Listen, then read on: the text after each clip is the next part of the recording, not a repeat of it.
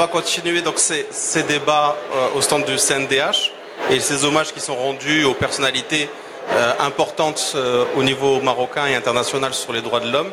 Et aujourd'hui, on va parler des droits des étrangers, des droits des migrants, avec mon ami Hicham Rachedi. Je suis vraiment très honoré d'avoir été invité pour le présenter. C'est un moment important pour moi, c'est un moment important pour lui, je m'en doute. Mais pourquoi je dis que c'est un moment important pour moi ? Parce que nous sommes dans une bascule en ce moment au Maroc. Nous avons accepté l'idée que personne ne doit être complètement étranger dans notre pays et que les gens doivent bénéficier de droits. J'ai dit on a accepté l'idée. Je ne dis pas encore que l'idée est appliquée parfaitement. Mais au moins c'est un changement de paradigme. Et s'il y a une personne qu'on devrait honorer d'avoir participé à ce changement de paradigme, c'est bien Hicham Rachedi ici présent.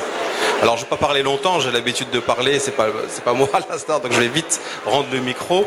Je pense que l'idée c'est de donner aussi quelques anecdotes sur ce parcours. Moi j'en donnerai quelques-unes dès que le micro me reviendra, s'il me revient. Mais d'entrée de jeu, je pense que je vais donner le micro à Anne-Sophie Van Der, à ma gauche, qui l'a connue, je pense, et qui ont fait certainement le premier rapport, un rapport franco-marocain avec la CIMAD et une autre association sur les camps de Belyounesh, les camps dans le nord du Maroc, à côté de Ceuta, et qui ont permis de faire connaître le sort des migrants, notamment ceux venus d'Afrique subsaharienne, qui essayaient de tenter leur chance à partir du Maroc pour passer en Europe. Anne-Sophie, la parole est à toi. Merci. Avant de commencer, moi je voulais donc remercier le CNDH à la fois pour rendre cet hommage à Hicham qu'il mérite amplement et aussi pour m'avoir invité et me donner ainsi l'occasion de pouvoir le remercier et en plus le remercier publiquement pour tout ce qu'il a fait depuis de nombreuses années pour faire avancer les droits des migrants au Maroc. Alors moi j'ai connu Hicham en 2004, je travaillais pour la CIMAD, pour laquelle je travaille encore d'ailleurs, et je venais faire une mission au Maroc en fait pour essayer de comprendre ce qui se passait sur la situation des migrants, on disait les migrants en transit au Maroc et dans quelle mesure ça avait un lien en fait avec les politiques européennes migratoires répressives. Et ce qui est important de rappeler, c'est qu'on était dans un contexte très très très différent du contexte actuel. C'était un sujet qui était assez tabou. Il y avait très très peu d'associations qui travaillaient sur les questions. C'était plutôt quelques rares chercheurs et quelques rares militants associatifs sur le terrain. Et Hicham faisait partie de ces personnes.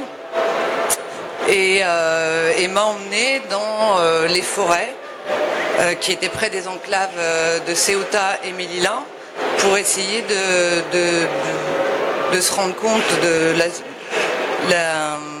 les conditions de vie des migrants là-bas, mais aussi pourquoi ils étaient là et à quoi ils aspiraient. Et c'était une des très rares personnes qui avait la possibilité d'entrer dans ces camps et qui avait surtout qui avait la confiance en fait des représentants de communautés qui vivaient là-bas. Et après cette mission qui a dû durer 3 semaines, 1 mois, en fait, on a effectivement coécrit un rapport sur la situation des migrants subsahariens au Maroc et les conséquences des politiques européennes. Et c'était un des premiers ouvrages associatifs sur cette situation.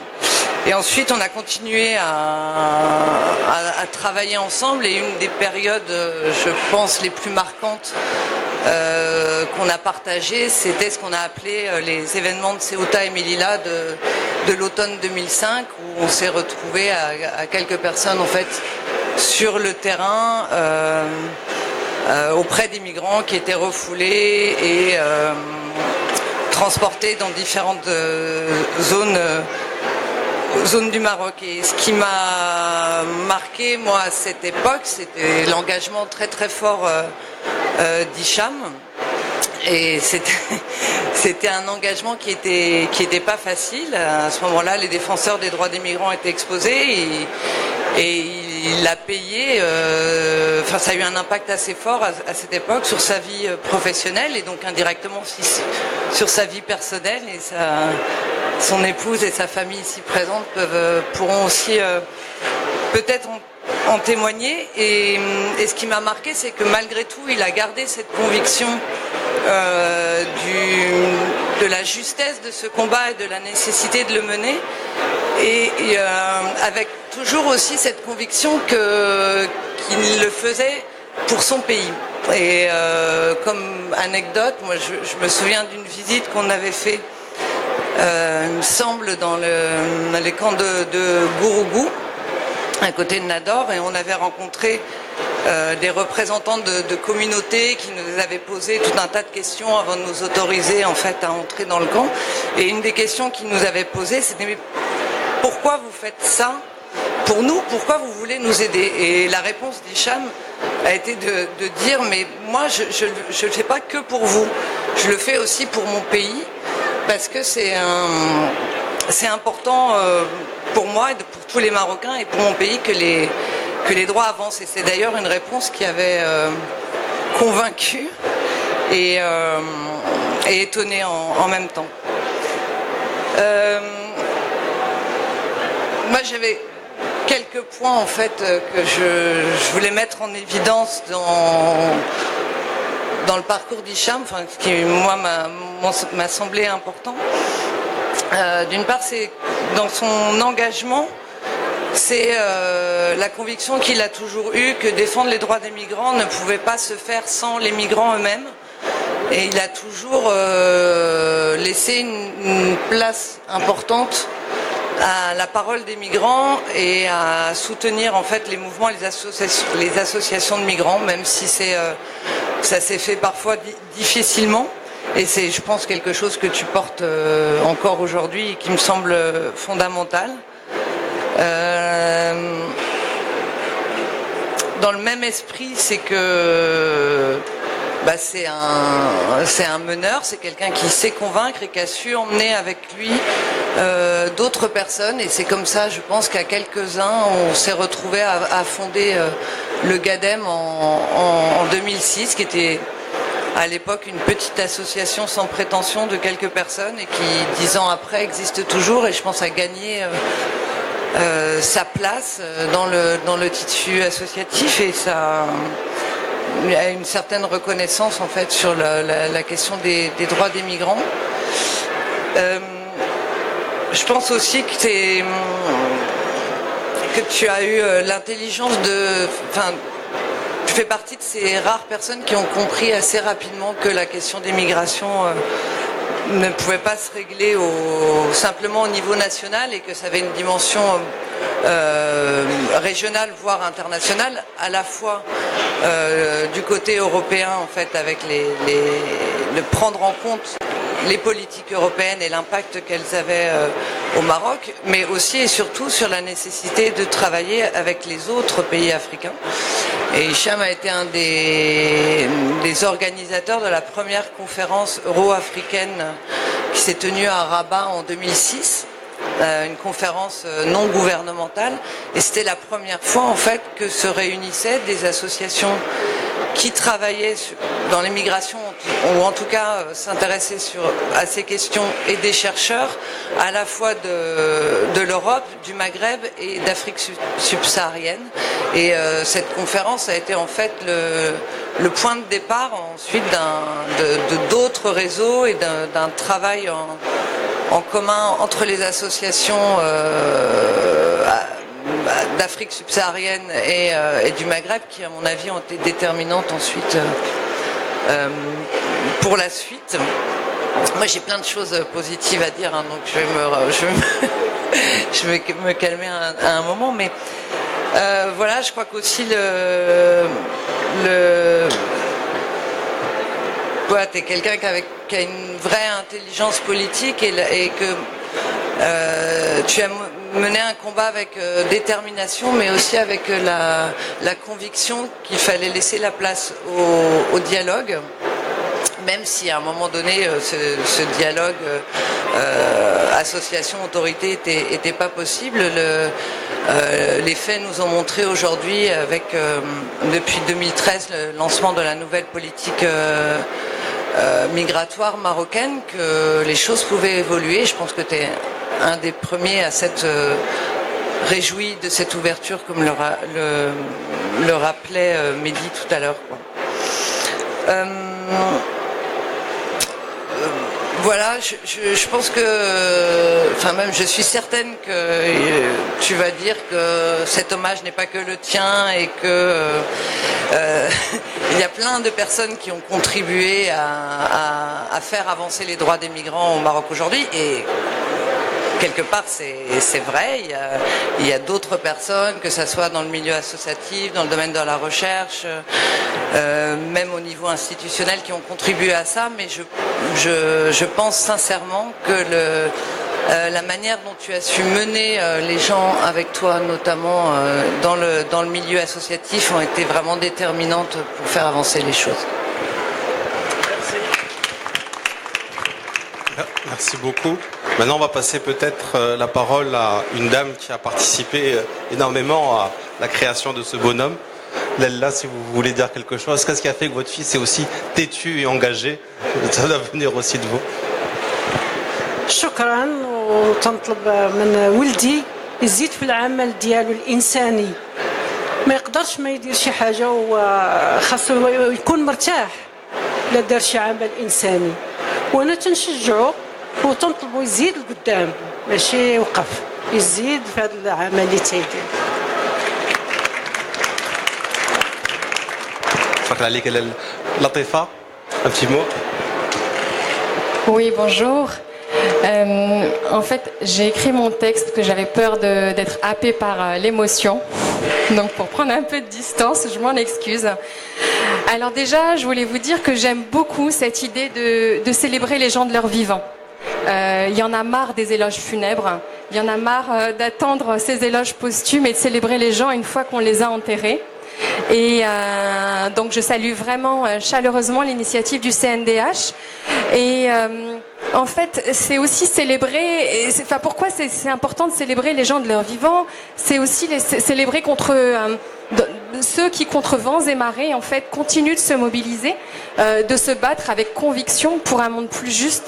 Et c'est une brillante idée car elle peut être source d'inspiration pour les jeunes, mais aussi de stimulation, et nous redonner à ceux qui parfois comme moi sont tentés de se décourager, nous redonner des raisons d'y croire en fait, et de pas baisser les bras. Et le parcours de Hicham en ce sens, il est source de stimulation.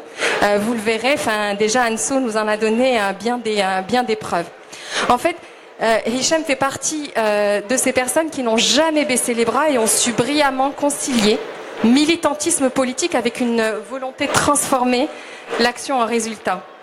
En bref, ne pas rester dans l'incantatoire, sortir de cette critique contemplative qu'on a souvent, une critique un petit peu facile, pour en faire quelque chose de plutôt constructif. Et cela a conduit Hicham à un jeu très délicat, d'équilibriste, où il fallait à la fois qu'il ait un discours de dénonciation très fort pour mobiliser, pour haranguer et mobiliser autour de lui, notamment à travers la création du Gaden, mais en même temps ce discours politique tactile, très diplomate, pour être entendu également des décideurs politiques.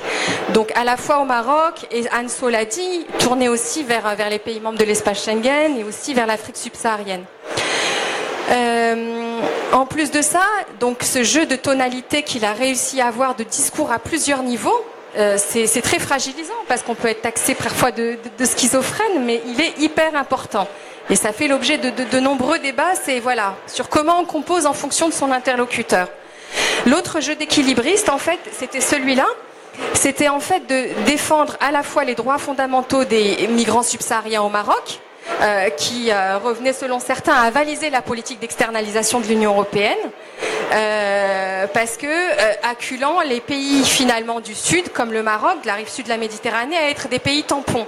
Donc là encore, tirailler entre deux feux, être sur la ligne de la défense, mais en même temps réussir à défendre le fait que ça ne veut pas dire que si on défend un Maroc qui protège les migrants, ça ne veut pas dire qu'on défend, qu'on avalise la politique d'externalisation. Donc c'était vraiment parfois péter les plombs. Donc pour parvenir à cela, et Hicham y est parvenu, ça nécessite, je suis désolée de te chanter des louanges, mais ça nécessite une intelligence, une subtilité redoutable, Hicham. Et cela a nécessité aussi de se mobiliser sur tous les fronts. Anso l'a dit encore, au Maroc, en Afrique, en Europe, à travers notamment des dynamiques de réseau, et ça, tu as aussi su composer avec ça. Donc voilà pour planter le décor.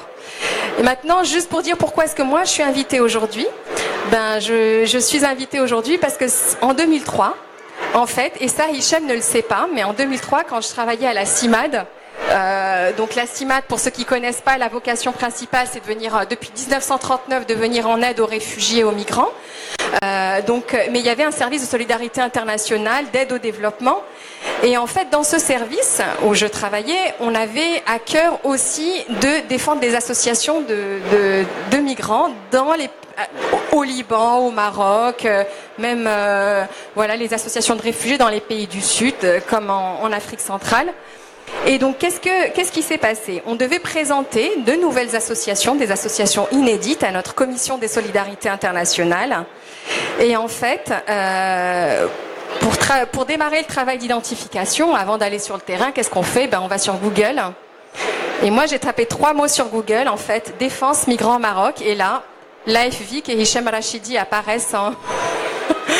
Et on a creusé quand même. Bintou Laya, qui était aussi a fait tout un travail, voilà, d'investigation. Et après quelques recherches, des prises de contact, nous avons proposé à la Commission des solidarités internationales de la CIMAD de venir en aide à l'AFVIC pour commencer avant la création du GADEM. Et c'est comme ça que notre aventure a démarré. Donc j'arrivais à Rabat avec l'approbation de ce premier financement dans ma valise, et c'est là que j'ai fait connaissance avec Hicham. Et depuis, nous avons été l'un pour l'autre, et c'est pour ça que je vous parlais d'émotion en préambule, des sortes d'anges gardiens à distance. Donc ce qui a été vraiment génial, c'est que dans cet esprit d'exportation de savoir-faire, Hicham, avec toute sa diplomatie, son tact, son esprit stratège, nous a souvent amené à la CIMAD à beaucoup d'humilité. Et puis l'humilité dont nous prétendions nous-mêmes être dotés, hein. Mais voilà, on a découvert qu'on apprenait bien davantage de lui que lui en apprenait de nous. Et donc en fait, comme Hicham a une vision très holistique de son combat, il en appréhendait toutes les facettes. Donc il y avait la défense des droits des migrants. Pour lui, passait aussi par un fort travail de changement des mentalités, des représentations, des stéréotypes, véhiculés au travers des médias notamment. Donc moi, quand j'ai quitté la CIMAD, en fait, nos routes ne se sont pas quittées, car je rejoignais en fait une ONG de défense de l'indépendance des médias, promotion du pluralisme médiatique. Et donc, en développant un programme mieux informé sur les migrations, c'est Hicham qui m'a là encore fortement inspiré. À l'époque, j'avais été très marquée par nos échanges et son implication dans le documentaire de 2M réalisé par Reda Benjeloun dans l'émission Grand Angle sur les migrants subsahariens au Maroc. Et donc, en fait, Hicham avait toujours à cœur, et c'était récurrent dans les discussions, de toucher l'opinion publique sur la défense des migrants subsahariens. Et qui dit opinion publique dit relais d'opinion, donc médias, et c'est comme ça qu'on a encore fait un bout de chemin. Et voilà, je monopolise un peu, je ne vais pas rentrer dans les détails, mais ce que j'avais envie de dire aussi, c'est une petite touche personnelle, c'est que ma grande fierté dans tout ça, c'est le rôle indirect que j'ai pu jouer dans sa trajectoire personnelle et qu'il a aussi pu jouer dans la mienne. Voilà, et enfin, juste pour conclure cet hommage, je voulais partager en fait un texte avec vous, qui d'après moi, c'est toute la philosophie de Hicham. Parce qu'en fait, Hicham, sa philosophie, c'est de faire les choses avec humanisme, sans jugement, sans condition. Et pour moi, c'est aussi ce dont doit être empreinte la solidarité aujourd'hui, c'est-à-dire un militantisme, par exemple, contre la peine de mort, contre la torture, contre le racisme. Ça doit souffrir de aucune exception. Et ce texte-là, je trouve qu'il caractérise beaucoup, beaucoup cette philosophie. Et donc, je lui offre, en vous le lisant.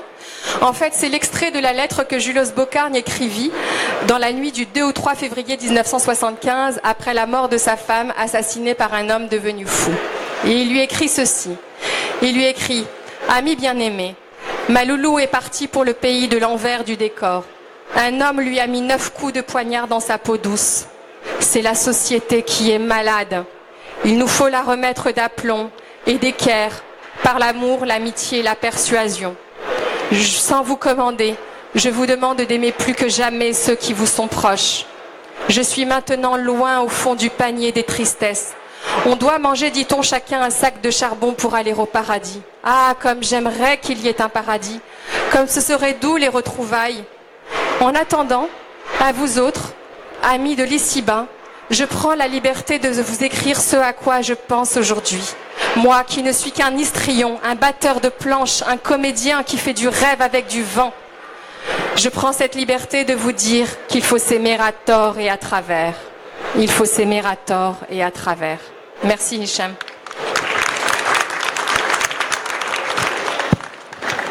Merci beaucoup. Juste avant de passer la parole à Hicham, moi aussi je vais y aller de ma petite anecdote. Mais plus que l'anecdote, de dire que Hicham on pourrait le caractériser de deux manières. C'est à la fois une éponge qui se nourrit de la réalité qui l'entoure, et un homme qui fait des relations, un homme qui fait du relationnel, qui met les gens en connexion, un connection man, on pourrait l'appeler. Et ça, c'est quelque chose d'assez incroyable. C'est-à-dire qu'il y a tout un ensemble d'anecdotes où, par exemple, lorsque Hicham va aller dans les camps, autogérer, rencontrer des chairmans, des modes d'organisation, il va en tirer aussi un enseignement de la manière dont les migrants vont s'auto-organiser et gérer, par exemple, des discussions, des prises de décision, sur la manière dont on va aussi, pour pouvoir faire connaître leur sort, s'auto-organiser.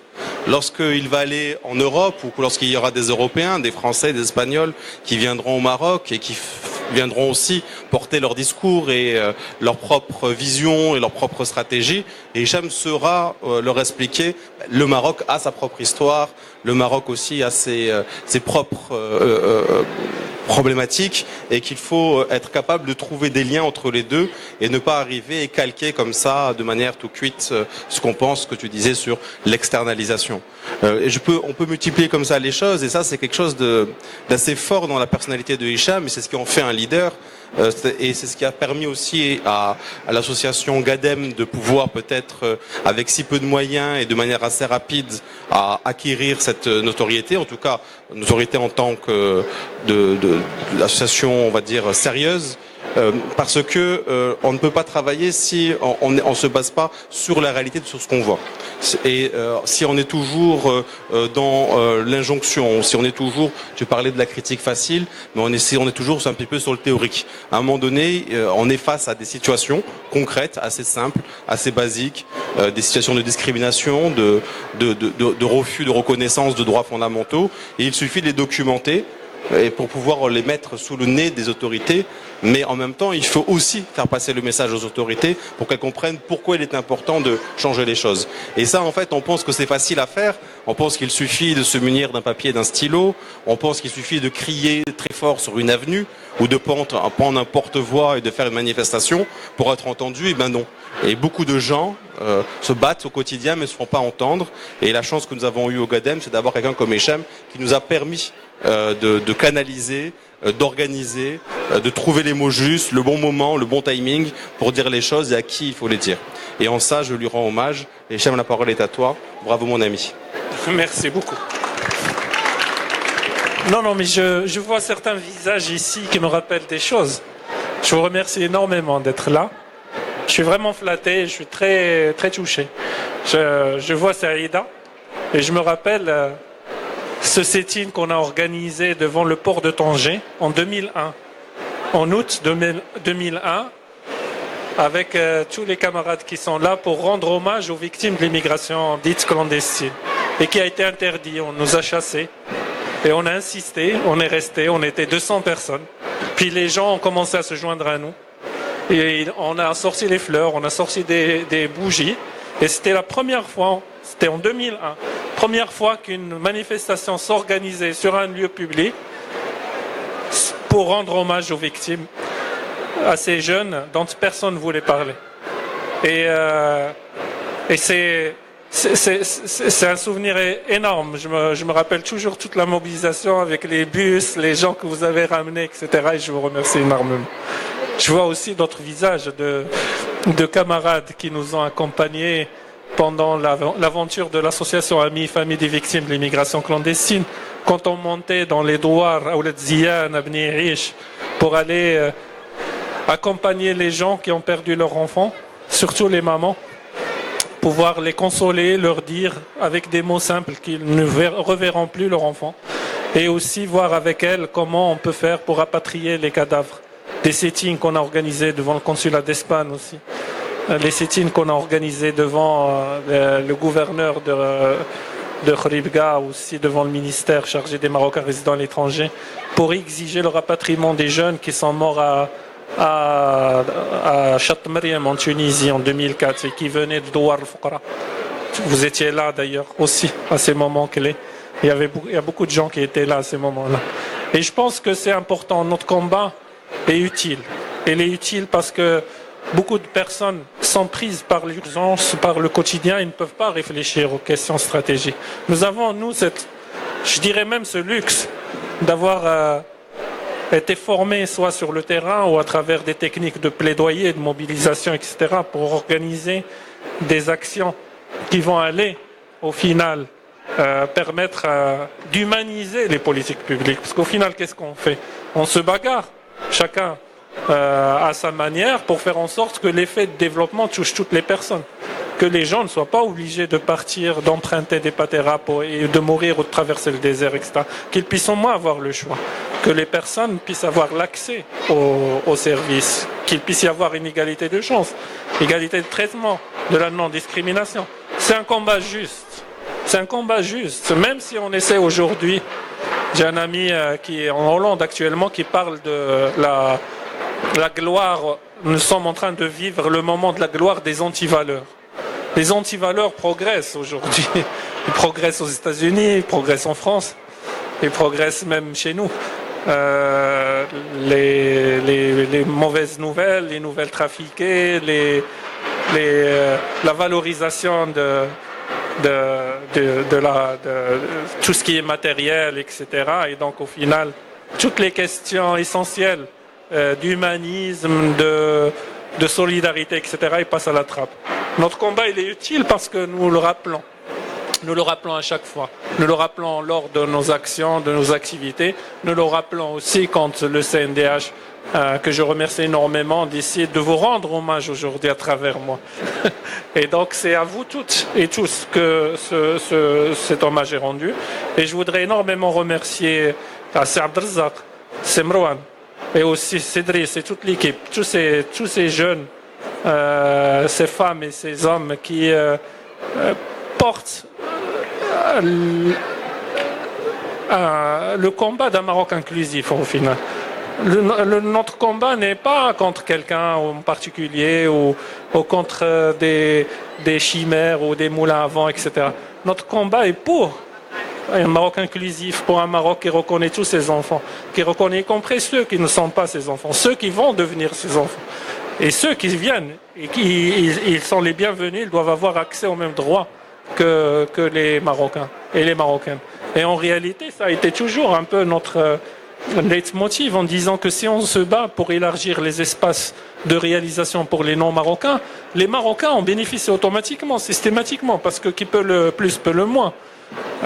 Et quand des étrangers qui n'ont pas de papier, qui ont accès aux soins, parce que les staffs médicaux est sensibilisé, parce qu'on leur ouvre la porte, parce qu'il y a des dispositifs, etc. Et il est clair que les Marocains ne devraient pas avoir de problème sur ces questions-là. Mais en réalité, c'est pour ça que je dis toujours que notre combat en vaut la peine, en vaut la chandelle, et nous allons le continuer parce qu'on doit encore se battre pour le changement de mentalité. Et ça, c'est notre véritable combat. Donc encore 10 ans, presque 20 ans de combat avant qu'on puisse, sauf miracle. Mais en tout cas, le chemin est encore long. Merci beaucoup, c'est Abdelrazak. Je te donne la parole.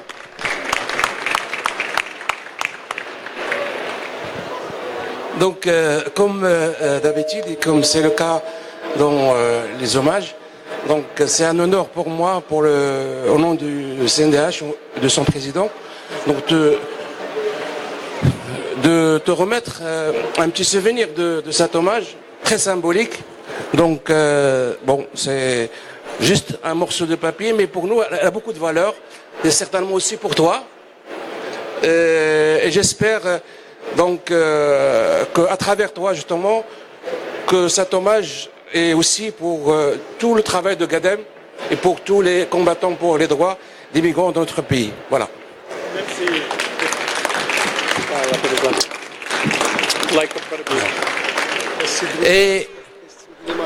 Et comme aussi à l'habitude, un petit cadeau. Je sais que tu es très sensible à ce genre de cadeau. C'est une anthologie de l'Aïta. Voilà. Donc la musique traditionnelle marocaine. Donc je voudrais aussi vous transmettre les excuses de Driss parce qu'il est un peu malade. Donc il m'a demandé de transmettre ses amitiés, ses salutations. Donc je prends aussi la parole pour arriver à un mot de fin de toute la programmation de CNDH durant cette édition du Salon du Livre.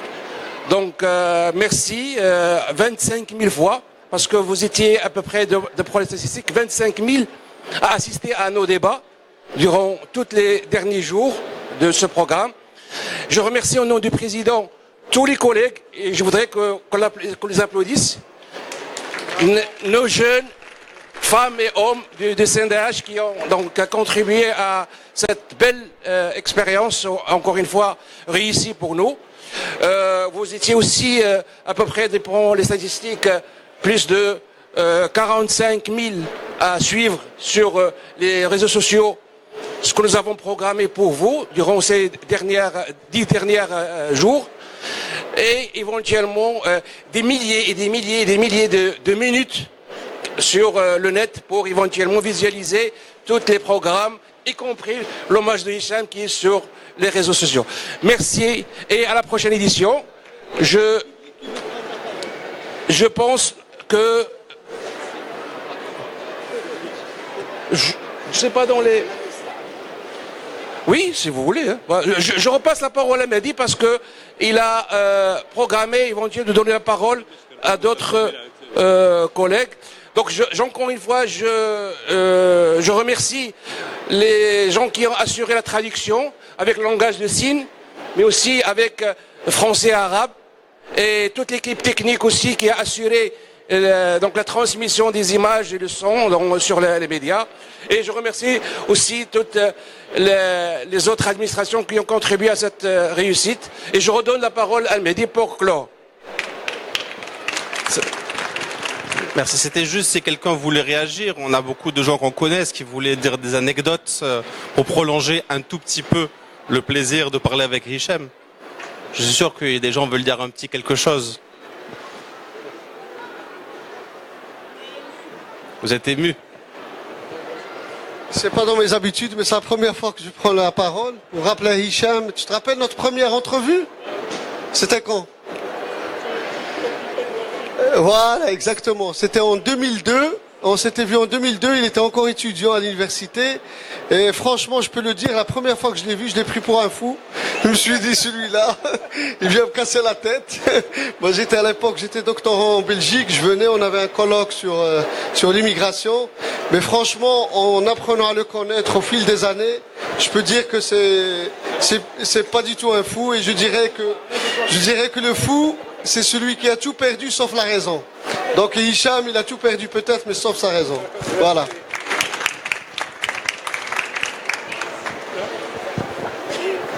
Aminata, un petit mot. Aminata, je veux pas te...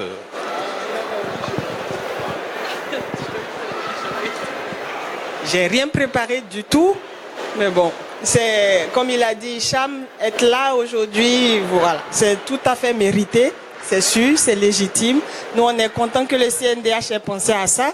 Avec ma double casquette, je ne suis ni de près ni de loin parmi ceux qui ont proposé Hicham. Donc vraiment, nous, on a pris, c'était chaleureux d'apprendre qu'Hicham était dans les hommages.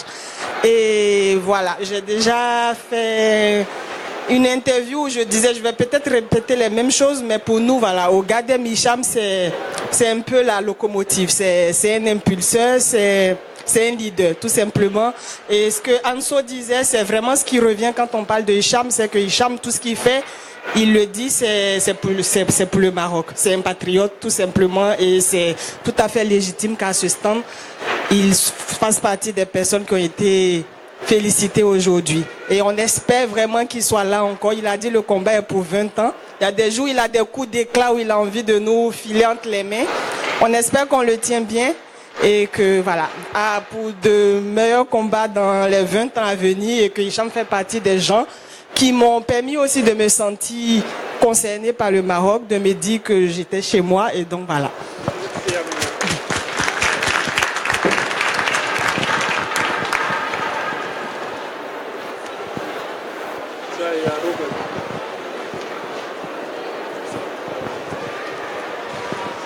Bon, merci pour la parole. C'est juste à cette occasion d'hommage à Hicham. Moi, c'est depuis quelques années, je veux dire, il y a 12 ans de l'Afrique que l'histoire d'Hicham a commencé pour arriver au Gadem, c'est-à-dire pour nous migrants qui ont été avec Afavik à Casablanca, commencé dans les bureaux, on entendait parler d'Hicham. C'est quelqu'un qui se battait vraiment, c'est-à-dire Afavik n'existait plus, mais il n'a pas laissé tomber le combat. Il continue pour aller jusqu'à créer le Gadem avec d'autres collègues pour que le combat puisse continuer à exister autre aujourd'hui. Grâce à Hicham, les migrants peuvent crier fort, demander les droits. Grâce au Gadem, grâce à le travail d'équipe, on peut crier à haute voix et demander nos droits et tout ça. Là. Et ça, c'est juste un leader magnifique qui pousse les autres à aller de l'avant. Et merci et je vous encourage, la communauté migrante vous encourage à continuer. On dit 20 ans et pourquoi pas 50 ans de plus. Merci.